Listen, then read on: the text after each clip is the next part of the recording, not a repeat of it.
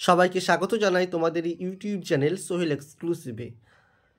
ইতিমধ্যে জেনে গেছো মাদ্রাসা সার্ভিস কমিশনের পরীক্ষার দিন ঘোষণা হয়ে গেছে।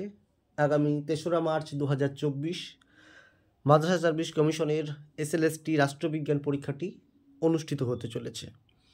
তো রাষ্ট্রবিজ্ঞান অর্থাৎ পলিটিক্যাল সায়েন্স এই বিষয়টি থেকে বাছাইকৃত সেরা ১,৫০০ প্রশ্ন ৪০টা ইউনিট থেকে ১,৫০০ প্লাস MCQ গুরুত্বপূর্ণ প্রশ্ন নিয়ে আমাদের এবারের সেশন বাজিমাত। ইতিমধ্যেই ৫টা পার্ট আপলোড করা হয়ে গিয়েছে, যারা দেখোনি চ্যানেল ভিজিট করে অবশ্যই দেখে নেবে। আজ ৬ নম্বর পার্ট। ঠিক আছে, তো চলো ভিডিওটা শুরু করব। তার আগে বলে রাখি, যারা চ্যানেলে নতুন অবশ্যই সোহেল এক্সক্লুসিভ ইউটিউব চ্যানেলটি সাবস্ক্রাইব করে পাশে থাকা বেল আইকনটি বাজিয়ে দেবে, যেন তোমার কাছে সর্বপ্রথম নোটিফিকেশনটি পৌঁছে যায়। ঠিক আছে, আর একটা রিকোয়েস্ট রাখছি, সেটা হচ্ছে বন্ধুদের মাঝে বেশি বেশি পরিমাণে ভিডিওটা শেয়ার করে দেওয়ার জন্য। দেখো, প্রথম প্রশ্ন রয়েছে আজকের। ভারতের সার্বভৌমত্ব বা সার্বভৌমিকতা, একতা ও সংহতিকে সমর্থন ও সংরক্ষণ করে রাষ্ট্রের একটি নির্দেশমূলক নীতি, একটি সংসদীয় আইন, একটি মৌলিক কর্তব্য, ভারতের সুপ্রিম কোর্টের একটি নির্দেশ। প্রশ্নটা কি বলছে? ভারতের সার্বভৌমিকতা, একতা এবং সংহতিকে সমর্থন ও সংরক্ষণ হলো এটা কি? নির্দেশমূলক নীতি, সংসদীয় আইন, সুপ্রিম কোর্টের নির্দেশ না মৌলিক কর্তব্য? সঠিক উত্তর হয়ে যাবে মৌলিক কর্তব্য। ঠিক আছে, এটি একটি মৌলিক কর্তব্য, সঠিক অ্যান্সার। ঠিক আছে, এই মৌলিক কর্তব্য বর্তমানে কটা আছে? 11টা। ঠিক আছে, নেক্সট। ভারতের রাষ্ট্রপতিকে তার পদ থেকে নিম্নোক্ত কারণে অপসারণ করা যেতে পারে। অপশানে রয়েছে, দেখো, রাষ্ট্রবিরোধী কার্যকলাপের জন্য, অসততার জন্য, সংবিধান বিরোধী কার্যের জন্য, কাজে অদক্ষতার জন্য। উত্তর হয়ে যাবে কি? অপশন গ, সংবিধান বিরোধী কাজ করার জন্য রাষ্ট্রপতিকে তার পদ থেকে সরিয়ে দেওয়া যেতে পারে। ঠিক আছে, এটি কত নম্বর আর্টিকেলে বলা হয়েছে? ৬১ নম্বর আর্টিকেলে বলা হয়েছে। আর রাষ্ট্রপতিকে যে পদ্ধতিতে সরানো হবে, অপসারণ করা হবে, তার নাম ইমপিচমেন্ট পদ্ধতি। ইমপিচমেন্ট পদ্ধতি। নেক্সট, ভারতের সংসদের অংশগুলি হলো, অর্থাৎ কি কি নিয়ে ভারতের পার্লামেন্ট গঠিত হয়? লোকসভা ও রাজ্যসভা, রাষ্ট্রপতি, লোকসভা ও রাজ্যসভা, রাষ্ট্রপতি, লোকসভা, রাজ্যসভা ও প্রধান নির্বাচন কমিশনার, লোকসভা, রাজ্যসভা ও ভারতের প্রধান বিচারক। তো উত্তর হয়ে যাবে কি? অপশন গ, রাষ্ট্রপতি, লোকসভা এবং রাজ্যসভাকে নিয়ে গঠিত হয় ভারতের সংসদ। ঠিক আছে, সংসদের যৌথ অধিবেশন পরিচালনা করেন রাষ্ট্রপতি, ভারতের প্রধানমন্ত্রী, রাজ্যসভার সভাপতি, লোকসভার অধ্যক্ষ। এই প্রশ্নটির উত্তর কি হয়ে যাবে? এই প্রশ্নটির উত্তর হয়ে যাবে অধ্যক্ষ। ঠিক আছে, লোকসভার স্পিকার সংসদে যে যৌথ অধিবেশন হয়, সেই যৌথ অধিবেশন পরিচালনা করেন। ঠিক আছে, সেটাকে পরিচালনা করেন। আর আহ্বান করেন যৌথ অধিবেশনের কে? অর্থাৎ লোকসভা, রাজ্যসভার। সঠিক উত্তর হয়ে যাবে রাষ্ট্রপতি। ঠিক আছে, মনে রাখবে সংবিধানের ১০৮ নম্বর ধারা অনুযায়ী এই যৌথ অধিবেশন রয়েছে। হ্যাঁ, এই যৌথ অধিবেশনের কথা বলা হয়েছে কত নম্বর ধারায়? পরীক্ষা যদি আসে ১০৮ নম্বর ধারায়। ৫ নম্বর প্রশ্ন, রাষ্ট্রপতি ও লোকসভার মধ্যে যোগসূত্র রক্ষা করেন কে? প্রধানমন্ত্রী, লোকসভার অধ্যক্ষ, রাজ্যসভার সভাপতি, সংসদ বিষয়ক মন্ত্রী। এই প্রশ্নটির উত্তর হয়ে যাবে লোকসভার অধ্যক্ষ, রাষ্ট্রপতি এবং লোকসভার সঙ্গে যোগসূত্র রক্ষা করে থাকেন। আর প্রশ্ন আসতে পারে, কে ইউনিয়ন কাউন্সিল অফ মিনিস্টার্স, ঠিক আছে, বা কেন্দ্রীয় মন্ত্রিসভা এবং রাষ্ট্রপতির মধ্যে যোগসূত্র স্থাপন করে? তখন হয়ে যাবে কে? তখন হয়ে যাবে উত্তর প্রাইম মিনিস্টার অফ ইন্ডিয়া। ঠিক আছে, PM। 6 নম্বর প্রশ্ন রয়েছে দেখো, বর্তমানে পশ্চিমবঙ্গের পঞ্চায়েত ব্যবস্থায় রয়েছে গ্রাম পঞ্চায়েত, অঞ্চল পঞ্চায়েত, জেলা পরিষদ, গ্রামসভা, আঞ্চলিক পরিষদ, জেলা পরিষদ, গ্রাম পঞ্চায়েত, আঞ্চলিক পরিষদ ও জেলা পরিষদ, গ্রাম পঞ্চায়েত, পঞ্চায়েত সমিতি ও জেলা পরিষদ। উত্তর হয়ে যাবে অপশন ঘ, গ্রাম পঞ্চায়েত, পঞ্চায়েত সমিতি ও জেলা পরিষদ। সর্বনিম্ন স্তর কোনটি? গ্রাম পঞ্চায়েত। মিডিল পঞ্চায়েত সমিতি এবং সর্বোচ্চ জেলা পরিষদ। এই গ্রাম পঞ্চায়েতের রাজনৈতিক প্রধান কে? রাজনৈতিক প্রধান হবে গ্রাম প্রধান এবং প্রশাসনিক প্রধান হবে সেক্রেটারি। পঞ্চায়েত সমিতির কে হবে? রাজনৈতিক প্রধান, সভাপতি এবং কার্যনির্বাহী প্রধান বা সরকারি আধিকারিক প্রধান কে হবে? প্রশাসনিক প্রধান কে? বিডিও বা ব্লক ডেভেলপমেন্ট অফিসার। জেলা পরিষদের কে হবে? সভাধিপতি রাজনৈতিক এবং প্রশাসনিক হবে কে? ডিএম বা ডিস্ট্রিক্ট ম্যাজিস্ট্রেট। ঠিক আছে। 1992 সালে 73তম সংবিধান সংশোধনের মাধ্যমে গ্রাম পঞ্চায়েতের ভারতের যে সংবিধানের একটা শিডিউল রয়েছে একটা। কত নম্বর শিডিউল? 11 নম্বর। এই 11 নম্বর শিডিউলের এবং 9 নম্বর পার্টে, অধ্যায়ে, পার্ট নম্বর কত? 9। ওকে, পার্ট নম্বর 9 সংযুক্ত করা হয়েছে। এবং এই যে তপশিলের কথা বললাম না, শিডিউলটার কথা, 11তম শিডিউল, 11 নম্বর শিডিউল, এই 11 নম্বর শিডিউলের পঞ্চায়েতের কার্যাবলী সম্পর্কে 29টি বিষয়কে যোগ করা হয়। 29টি বিষয়কে অ্যাড করা হয়। ঠিক আছে। এবং মূলত এটা বলবন্ত রায় মেহতা কমিটির সুপারিশের ভিত্তিতেই এই 30স্তরীয় পঞ্চায়েত ব্যবস্থা গড়ে উঠেছে। ঠিক আছে, যেগুলি আলোচনা করলাম, গ্রাম পঞ্চায়েত, পঞ্চায়েত সমিতি ও জেলা পরিষদ। এক্ষেত্রে আরও গুরুত্বপূর্ণ প্রশ্ন হতে পারে, পঞ্চায়েত প্রতিষ্ঠার কথা কোন অংশে বলা হয়েছে? নির্দেশমূলক নীতি অংশে। কত নম্বর আর্টিকেলে? 40 নম্বর আর্টিকেলে। এটা একটা প্রশ্ন যেমন হতে পারে। এছাড়াও আরও প্রশ্ন হতে পারে যে এই যে পঞ্চায়েত ব্যবস্থা, সেটা কততম সংবিধান সংশোধনের মাধ্যমে হয়? 73তম। কবে? 92 সালে। ঠিক আছে, 1992 সালে। আর ফার্স্ট পঞ্চায়েতি রাজ ব্যবস্থা কোথায়? এরপর দেখো রয়েছে প্রশ্ন, ভারতীয় সংবিধানের প্রস্তাবনায় সমাজতান্ত্রিক ও ধর্মনিরপেক্ষ শব্দ দুটি সংযোজিত হয়েছে 1950 সালে, 1976 সালে, 1978 সালে, 1980 সালে। সঠিক উত্তর হয়ে যাবে অপশন খ, 1976 সালে। ঠিক আছে, 1976 সালে 42তম সংবিধান সংশোধনের মাধ্যমে সমাজতান্ত্রিক এবং ধর্মনিরপেক্ষ শব্দ দুটি যোগ হওয়ার ফলে ভারতের সংবিধানের প্রস্তাবনায় যে সোর্স আকারগুলি হয়ে যায় কি? সার্বভৌম, সমাজতান্ত্রিক, ধর্মনিরপেক্ষ, গণতান্ত্রিক, প্রজাতন্ত্র। ঠিক আছে। 8 নম্বর রয়েছে দেখো, সুপ্রিম কোর্টের বিচারপতিদের নিযুক্ত করেন কে? ভারতের প্রধান বিচারপতি, রাষ্ট্রপতি, প্রধানমন্ত্রী, আইনমন্ত্রী। সুপ্রিম কোর্টের প্রধান বিচারপতি, তো এটা সঠিক, বিচারপতিদের কে নিযুক্ত করেন? তো এটা সঠিক উত্তর হয়ে যাবে অপশন খ, রাষ্ট্রপতি। তিনি সুপ্রিম কোর্টের প্রধান বিচারপতি সহ অন্যান্য বিচারপতিদের নিযুক্ত করে থাকেন। ঠিক আছে। বর্তমানে স্ট্রাকচারটা কি আছে? 33 + 1 = 34। ওকে, অর্থাৎ 33 জন অন্যান্য বিচারপতি, একজন প্রধান বিচারপতি, টোটাল 34। এ প্রসঙ্গে বলে রাখি, সুপ্রিম কোর্টের বিচারপতিদের নিয়োগ সম্পর্কে সংবিধানের 124 নম্বর ধারায় আলোচনা করা হয়েছে। কত নম্বর ধারায়?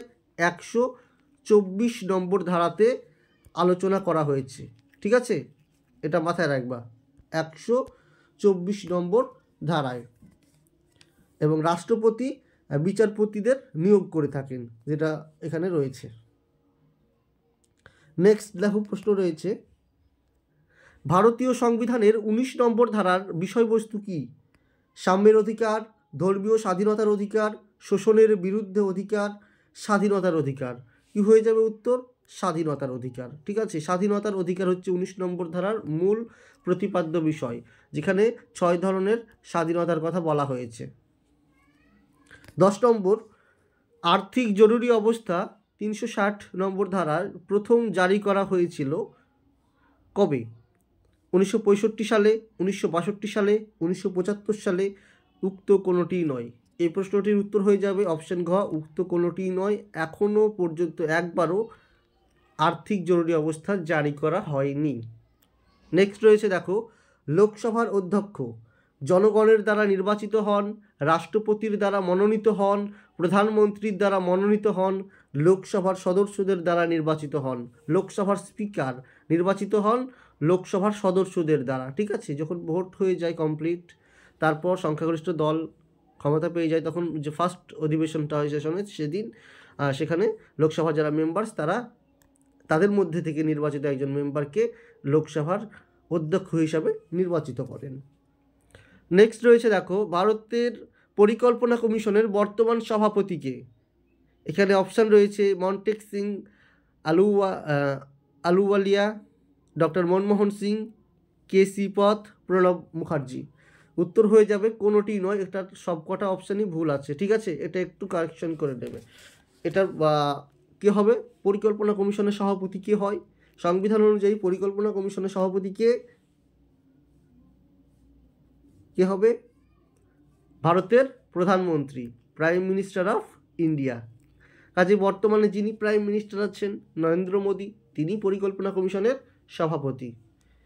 13 নম্বর রয়েছে, ভারতীয় সংবিধানের কোন অনুচ্ছেদ সংসদকে সংবিধান সংশোধন করার ক্ষমতা দেয়? 360, 368, 390, 348। এই প্রশ্নটির উত্তর হয়ে যাবে কত? অপশন ঘ, 368 নম্বর ধারা অনুযায়ী কী করা যায়? সংবিধান সংশোধন করা যায়। 14 নম্বর রয়েছে, মন্ত্রিসভা কার কাছে যৌথভাবে দায়বদ্ধ থাকে? মন্ত্রিসভা কার কাছে যৌথভাবে দায়বদ্ধ থাকে? রাষ্ট্রপতি, প্রধানমন্ত্রী, লোকসভা, রাজ্যসভা। কী হয়ে যাবে? উত্তর হয়ে যাবে লোকসভার কাছে দায়বদ্ধ থাকে যৌথভাবে মন্ত্রিসভা বা মন্ত্রী পরিষদ।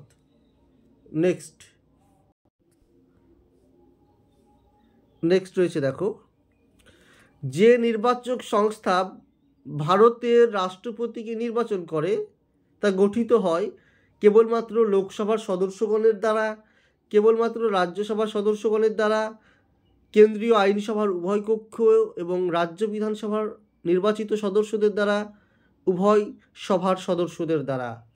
এই প্রশ্নটির উত্তর হয়ে যাবে অপশন গ, কেন্দ্রীয় আইনসভার উভয় কক্ষের সদস্য। অর্থাৎ কি আছে আইনসভার? একটা হচ্ছে লোকসভা আর একটা রাজ্যসভা, এই দুটো প্লাস রাজ্য বিধানসভার নির্বাচিত সদস্য। রাজ্য বিধানসভার কটা রয়েছে? দুটো রয়েছে। হ্যাঁ, একটা হচ্ছে বিধানসভা আর একটা বিধান পরিষদ, রাজ্য আইনসভা, তাই তো? দুটি কক্ষ আছে। তার মধ্যে রাজ্যের আইনসভার যে নিম্নকক্ষ বিধানসভা, সেই বিধানসভার নির্বাচিত যারা সদস্য তাদেরকে নিয়ে। ঠিক আছে, বিধান পরিষদ নয়। নেক্সট 16 নম্বর রয়েছে দেখো, সাধারণত গ্রাম সভার সদস্য বলতে কাদের বোঝানো হয়? অপশানে রয়েছে দেখো, গ্রামের প্রতিটি পরিবারের প্রধান ব্যক্তিদের, গ্রামের সমস্ত ভোটারদের, গ্রামের প্রাপ্তবয়স্ক পুরুষদের। এটা বয়স্ক হবে, স্পেলিং মিস্টেক আছে, একটু কারেকশন করে নিও। মনোনীত সদস্যদের। ঠিক আছে, গ্রাম সভার সদস্য বলতে কাদের বোঝানো হয়? উত্তর হয়ে যাবে মনোনীত সদস্যদের। নেক্সট 17 নম্বর প্রশ্নে যাচ্ছি, তার আগে দেখে নাও, মাদ্রাসা সার্ভিস কমিশনের যেহেতু পরীক্ষার আর সময় নেই, 3 তারিখ থেকে তোমাদের পরীক্ষা, 3 মার্চ থেকে, তাই তো? মার্চ মাসের 3 তারিখ থেকে যেহেতু তোমাদের পরীক্ষা, সময় খুবই সীমিত। যাদের, আমি এখানে সবার জন্য বলছি না, অনেকের প্রিপারেশন ভালো মতো করা আছে, তবুও যারা রিভিশন করতে চাইছো যোগাযোগ করতে পারো। আর যাদের প্রিপারেশন হয়নি, বুঝতে পারছো না, বুঝে উঠতে পারছো না কীভাবে প্রিপারেশন নেব, তাদেরকে বলছি, তোমরা যদি ক্লাসগুলি করতে চাও এবং ইচ্ছা থাকে অবশ্যই যোগাযোগ করতে পারো। মাত্র 40টা দিন হাতে, ক্লাস শুরু হয়ে গেছে 21 তারিখ থেকে অলরেডি, আজ 22 তারিখ। তো এর মধ্যে যদি তোমরা ক্লাসগুলি করে বলো যে ভালো প্রস্তুতি নিয়ে ক্র্যাক করবো, এরকম ইচ্ছা শক্তি কারোর থাকে, তো তারা অবশ্যই যোগাযোগ করতে পারো। এখানে অনলাইন ক্লাস হবে কখন থেকে? সন্ধ্যে 7:30টার পর থেকে শুরু হয়ে, সন্ধ্যে 7:30 PM থেকে শুরু হয়ে রাত্রি ইনফিনিটি। আমি টাইম এখানে নির্দিষ্ট করে বলছি না, হ্যাঁ, কেননা এর আগের দিন 21 তারিখে ক্লাস শেষ হয়েছে রাত্রি 11টা 11:30টার দিকে ক্লাস শেষ হয়েছে। তো সেরকম টাইম হয়ে যাবে, মাঝে ব্রেক দেব একটু। তো এর মধ্যেই ইউনিট ধরে ধরে ক্লাস এবং ক্লাস টেস্ট নিয়ে নেওয়া হবে এবং সবশেষে মক টেস্ট অবশ্যই নেওয়া হবে। সেই জন্য সবাইকেই বলবো তোমরা অতি অবশ্যই যোগাযোগ করো আমাদের কোর্সগুলি নেওয়ার জন্য, যাদের প্রয়োজনীয়তা রয়েছে। এখানে অনলাইন ক্লাস, এর পাশাপাশি mock test, class test, notes সব কিছু তোমরা কিন্তু, স্টাডি ম্যাটেরিয়ালস সব কিছু পেয়ে যাবে। কোর্স ফি কত রয়েছে? 1599 টাকা রয়েছে কোর্স ফি। যাদের অসুবিধা রয়েছে কল করবে, ব্যবস্থা করে দেব। বোঝা গেল? যাদের অসুবিধা রয়েছে কল করবে, আমি ব্যবস্থা করে দেওয়ার চেষ্টা করব। এছাড়াও যারা ভাবছো না আবার রিভিশনও শেষ, পড়াশোনা তো আগে হয়েই আছে, এবার আমার টেস্ট দেওয়ার সময়, তো যারা মক টেস্ট এবং ক্লাস টেস্ট দিতে চাইছো তাদের জন্য আমাদের কোর্স রয়েছে। 599 টাকা কোর্স ফি রয়েছে, 40 দিন টাইম আছে, 40 দিনই ক্লাস হবে। যাদের প্রয়োজন তারা অবশ্যই যোগাযোগ করবে। কন্ট্যাক্ট নম্বর কত স্যার? দেখো, 7679955216। ঠিক আছে, দাঁড়াও 1 মিনিট, আমি এখানে লিখে দিই। হ্যাঁ, দেখো, 7679955216। এই নম্বরে তোমরা অতি অবশ্যই যোগাযোগ করবে, ফোন করবে অথবা হোয়াটসঅ্যাপ করতে পারো। ডেসক্রিপশন বক্সে আমি নাম্বারটা দিয়ে রাখছি, হোয়াটসঅ্যাপ গ্রুপের লিঙ্কও সেখানেই দেওয়া থাকবে। ঠিক আছে, অতি অবশ্যই যোগাযোগ করবে। সময় নেই, ক্লাস হয়ে যাবে, মিস চলে যাবে অনেক ক্লাস, সেই জন্য দেরি করে লাভ নেই, অবশ্যই যোগাযোগ করবে যাদের যে বিষয়ে অসুবিধা থাকুক কেন। দেখো, আচ্ছা, 17 নম্বর প্রশ্ন, মুখ্য নির্বাচক মহাধ্যক্ষ হিসাবে নির্বাচিত হন কিভাবে? অপশানে রয়েছে সংসদ নির্বাচিত করে, সংসদ বিষয়ক মন্ত্রী দ্বারা নিয়োজিত হন, রাষ্ট্রপতি দ্বারা নিয়োজিত, প্রধানমন্ত্রী দ্বারা মনোনীত। এই প্রশ্নটি খুবই গুরুত্বপূর্ণ, উত্তর হয়ে যাবে অপশন গ, রাষ্ট্রপতি দ্বারা নিয়োজিত। ওকে, রাষ্ট্রপতি দ্বারা নিয়োজিত। 18 নম্বর, রাজ্যের প্রধান বিচারালয়ের মুখ্য বিচারপতিকে কে নিয়োগ করেন? রাজ্যের রাজ্যপাল, ভারতের রাষ্ট্রপতি, রাজ্যের মুখ্যমন্ত্রী, সুপ্রিম কোর্টের বিচারপতি। উত্তর হয়ে যাবে মুখ্য, এখানে এই কথা বলছে বিচারপতিকে, রাজ্যের প্রধান যিনি বিচারপতি হবে তাকে রাষ্ট্রপতি অবশ্যই নিয়োগ করে থাকেন। ঠিক আছে, ভারতের রাষ্ট্রপতি। এ প্রসঙ্গে বলে রাখি, আর্টিকেল নম্বর 217, সংবিধানের 217 নম্বর ধারায় হাইকোর্টের বিচারপতিদের নিয়োগ সম্পর্কে আলোচনা করা হয়েছে। ঠিক আছে, 217 নম্বর ধারায় রাষ্ট্রপতি হাইকোর্টের প্রধান বিচারপতি এবং অন্যান্য বিচারপতিদের নিযুক্ত করে থাকেন। কিন্তু প্রধান বিচারপতি নিয়োগের ক্ষেত্রে তিনি সংশ্লিষ্ট রাজ্যের যিনি রাজ্যপাল, সে রাজ্যপালের পরামর্শ নেন এবং সুপ্রিম কোর্টের প্রধান বিচারপতির পরামর্শ নেন। এছাড়া অন্যান্য যে সকল বিচারপতি আছে, হ্যাঁ, এক্ষেত্রে অন্যান্য যে সকল বিচারপতি রয়েছে সেক্ষেত্রে প্রধান বিচারপতি যিনি থাকবেন হাইকোর্টের, তার সঙ্গে পরামর্শ করে রাষ্ট্রপতি তাদের নিয়োগ করবেন। ঠিক আছে, শুধুমাত্র প্রধান যিনি বিচারপতি হবেন হাইকোর্টের, সেক্ষেত্রে পরামর্শ নেবে কার? সুপ্রিম কোর্টের প্রধান বিচারপতি এবং সংশ্লিষ্ট রাজ্যের রাজ্যপালের। 19 নম্বর প্রশ্ন রয়েছে, রাজ্য পুরসভার স্বপরিষদ মেয়র কিভাবে গঠিত হয় নিম্নলিখিত ব্যক্তিদের নিয়ে? অপশানে রয়েছে মেয়র, ডেপুটি মেয়র এবং 10 কাউন্সিলর, মেয়র, ডেপুটি মেয়র এবং 15 জন কাউন্সিলর, মেয়র এবং 10 জন কাউন্সিলর, মেয়র এবং 15 জন কাউন্সিলর নিয়ে গঠিত হয়। তো উত্তর হয়ে যাবে অপশন ক, মেয়র, ডেপুটি মেয়র এবং 10 জন কাউন্সিলরকে নিয়ে স্বপরিষদ মেয়র গঠিত হয়। 20 নম্বর রয়েছে, অর্থাৎ শেষ প্রশ্ন আজকের, পার্লামেন্ট গঠিত হয় এদের নিয়ে, কাদের নিয়ে? অধ্যক্ষ, রাজ্যসভা, লোকসভা, উপরাষ্ট্রপতি, রাজ্যসভা ও লোকসভা, রাষ্ট্রপতি, রাজ্যসভা, লোকসভা, প্রধানমন্ত্রী, রাজ্যসভা, লোকসভা। এটা রিপিট হয়ে গেছে একটু, হ্যাঁ। তো এটার উত্তর হয়ে যাবে এটা অপশন গ, ঠিক আছে, রাষ্ট্রপতি, রাজ্যসভা এবং লোকসভা। হোমওয়ার্কটা দেখে নাও, দিয়ে শেষ করে দিচ্ছি। রয়েছে, কোন সংশোধনী আইনে পঞ্চায়েতে মহিলাদের জন্য 30% আসন সংরক্ষিত হয়েছে? 70তম সংবিধান সংশোধনী আইন, 71তম, 73তম, 75তম? এই প্রশ্নটির উত্তর সবাই কমেন্ট করে জানিয়ে দেবে, ঠিক আছে? সবাই কমেন্ট করবে। তো আজকের মতো এখানে শেষ করছি। যাদের কোনো যদি প্রয়োজন হয় কিংবা যে কোনো প্রয়োজনে কিংবা কোনো কোর্স নিতে চাইলে তোমরা অবশ্যই ডেসক্রিপশন বক্সে আমি নাম্বার দিয়ে রাখছি, কন্ট্যাক্ট করে নেবে। আর তোমাদের সকলের যেন পরীক্ষা ভালো হয়, সকলে যেন উত্তীর্ণ হতে পারো, সেই শুভেচ্ছা ভালোবাসা জানিয়ে আজকের মতো ভিডিওটি শেষ করছি।